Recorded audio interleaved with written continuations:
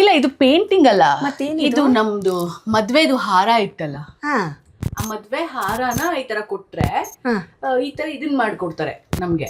ಹೌದಾ? ಆ ಹಾರನ ಅದ್ರಲ್ಲಿರೋ ಹೂಗಳನ್ನ ಎಲೆನ ಎಲ್ಲ ತೆಗೆದು ಅದು ಫುಲ್ಲು ಡ್ರೈ ಆದ್ಮೇಲೆ ನಮ್ಗೆ ಈ ತರ ಒಂದು ಇದ್ರ ತರ ಸುವಿನಿಯರ್ ತರ ಮಾಡ್ಕೊಡ್ತಾರೆ. ಯಾರ ಮದ್ವೆ ಹಾರ ಆದ್ರೂ ಅಷ್ಟೇ, ಮೇಲೆ ಇದೆ ನೋಡಿ, ಅದು ಎಂಗೇಜ್ಮೆಂಟ್ ಹಾರದಲ್ಲಿ ಮಾಡಿಸಿದ್ದು. ಸೀರಿಯಸ್ಲಿ? ಯಾ ವಾವ್. ಸೊ ಅದು ನಮ್ದು ಎಂಗೇಜ್ಮೆಂಟ್ ಹಾರನ ಕೊಟ್ಬಿಟ್ಟು ಆ ತರ ಮಾಡ್ಸಿರೋದು. ಆ ತರದ್ ಏನ್ ಬೇಕಾದ್ರೂ ಮಾಡ್ಕೊಡ್ತಾರೆ. ಮೇಲೆ ಈ ತರ ಫೋಟೋ ಫ್ರೇಮ್ ಆಗಿರ್ಬೋದು, ವಾಲ್ ಕ್ಲಾಕ್ಸ್ ಆಗಿರ್ಬೋದು, ತುಂಬಾ ಇದನ್ನ ರೇಸಿನ್ ಆರ್ಟ್ ಅಂತ ಕರೀತಾರೆ. ಸೊ ತುಂಬಾ ಜನ ಆರ್ಟಿಸ್ಟ್ಗಳಿದ್ದಾರೆ ಇವಾಗ. ನಿಮ್ಗೆ ಇನ್ಸ್ಟಾಗ್ರಾಮ್ ಅಲ್ಲಿ ನೋಡಿದ್ರೆ ಎಷ್ಟೊಂದು ಸಿಕ್ಬಿಡುತ್ತೆ. ಸೊ ಮಾಡ್ಕೊಡ್ತಾರೆ. ನಂಗೆ ತುಂಬಾ ಸ್ಪೆಷಲ್ ಹೊಸ್ತಿದು, ಬಿಕಾಸ್ ನಾನು ಇದು ಕೇಳಿದ ಇವಾಗೆ, ಸೀರಿಯಸ್ಲಿ ಗೊತ್ತಿರ್ಲಿಲ್ಲ ನಂಗೆ ಈ ತರ ಎಲ್ಲ ಆರ್ಟ್ ಎಲ್ಲ ಮಾಡ್ತಾರೆ ಹಿಂಗೆ ಅಂತ. ಹೌದಲ್ವಾ? ವೇಸ್ಟ್ ಆಗಿ ಹೋಗ್ಬಿಡುತ್ತೆ ಹಾರ. ಅದೊಂದು ನೆನಪಿಗೆ ಇರುತ್ತೆ ಅಂತ ಏನೋ ಒಂದು ಆರ್ಟ್ ತರ ಮಾಡಿದ್ರೆ ಇಟ್ಕೋಬಹುದು, ಅಥವಾ ಯಾರಿಗಾರು ಗಿಫ್ಟ್ ಕೊಡ್ಬೋದು.